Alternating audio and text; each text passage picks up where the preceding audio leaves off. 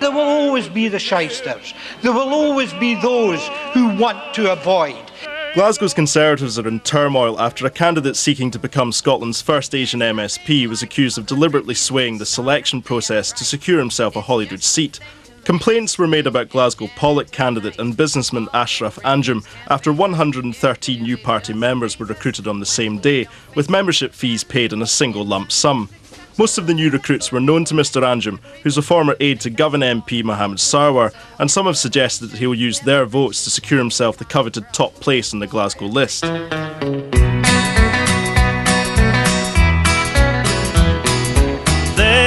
gonna put me in the movies. John Young's a bit of an exception in Scottish politics because he's a Tory who wins seats and has been doing so for a long time. Born in Glasgow in 1930, John Young has worked as everything from a shipping manager to a PR consultant. But it was his career in local government which dominated his life, serving Glasgow's local authority for a remarkably uninterrupted 35-year spell. He joined the Conservatives in 1959 after suffering the humiliation of a steep hike in bus fares. So I went along to the meeting. It was John Henderson was the MP at the time. There was about 500 people in the hall. And when I got up to ask a question about the bus tickets, there was a prominent Tory Bailey, or Progressives as they called them at that time, said to me, "If you don't sit down, I'll come down and give you a fourpenny one." At this point I got up and started to take my jacket off and said, "Try it," and found myself physically propelled and evicted out the front door of the Cooper Institute. And later he caught up with me and was interested and said if I was interested in politics, join the Glasgow Parliamentary Debating Association, and that was one of the best moves I ever made. Young first stood for election in 1961 as the Progressive candidate in the Hutchison town ward of the Gorbals, but the young politician's method of campaigning wasn't quite as forward-looking as his party ticket suggested. Final landing, 3 doors ahead of me, and the one on the left I knocked it twice, there was no reply. The one in the centre I knocked it twice, there was no reply. I knocked it a third time and suddenly the door was flung open, and this giant of a man, about 6'4", with muscles like Rocky Marciano, a summit and braces and trousers on, said, "What F do you want?" Except it wasn't F, of course. And I held out my leaflet, the only line of defence, with a flickering hand. I didn't even say which party I belonged to, and I said, "I'm your local government candidate." And he looked down at me and said, "You'll no get far, sonny, canvassing effing clodgy." In other words, I'd been canvassing an outside toilet. He was finally elected to Glasgow Corporation in March 1964 at a by-election and proved to be a popular and colourful councillor, eventually leading the council's opposition no less than 3 times. In 1977, an inconclusive election result meant Young ended up as the leader of Glasgow District Council. For a week, Labour, not having an overall majority, couldn't make their minds up whether to take on board the administration.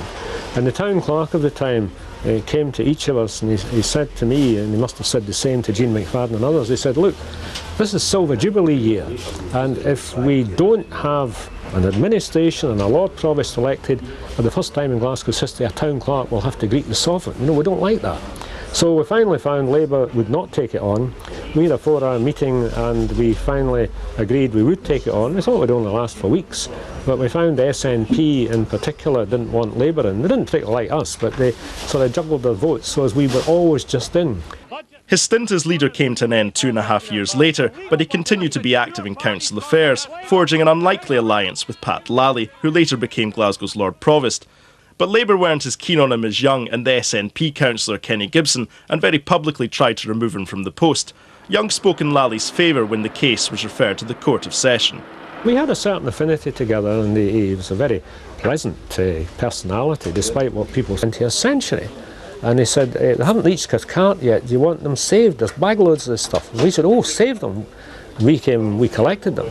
And we started looking through newspaper cuttings from back into the 1920s, 1912, when it was founded, all sorts of personalities. We also found fascinating, and I said somebody should write a book. So the then chairman of Cathcart said, "Well, you write it. We'll start putting it together if you write the stuff and go through it all." So I did it, and I thoroughly enjoyed it. Young and Long campaigned for devolution alongside people like Brian Meek, and they were a vocal yet unpopular minority within the party. He voted yes in the 1997 referendum and was elected to the Scottish Parliament 2 years later. He always made it clear he'd only stay for 4 years and steps down next year, but he won't be retiring fully and will continue to work for his colleague Bill Aitken, an ally since his council days, in his Glasgow constituency office.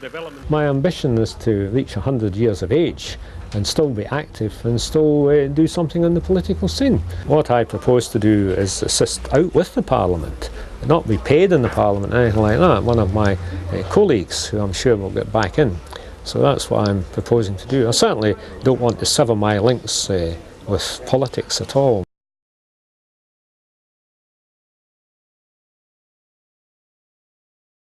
We want to be proud of our country, to release our potential. A country which measures itself not on the power of its weapons, but on the force of its arguments, the vitality of its economy, the compassion of its social policy. We want a Scotland we can be proud of, at home and abroad. Thank you very much. Others yet would say it's just the Parliament wasting more time. I disagree, and our leading QC agrees with me. A Children's Rights Commissioner has the potential to begin to remedy the situation. 25% of all households include children. Yet too many of these children are still born into poverty and disadvantage. By the age of 3, some children are already better placed than others to benefit from the available opportunities. And research tells us that children from disadvantaged backgrounds can suffer a range of lasting problems.